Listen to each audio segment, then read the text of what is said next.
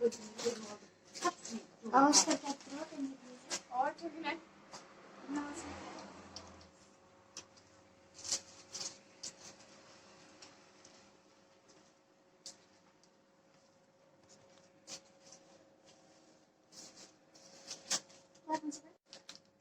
Kızlar anlamı şeylerde mi?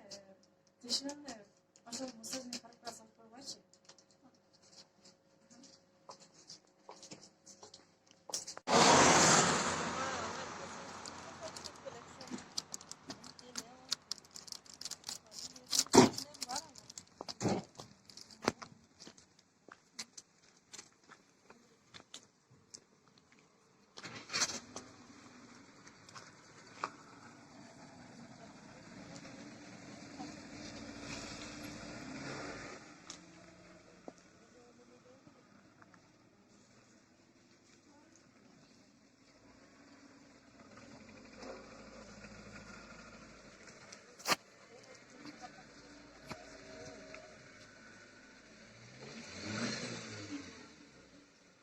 Kızlar, bunları önce ayıklanın verelim. Var ya karşılayıp. Ev ayrılacak. Bizim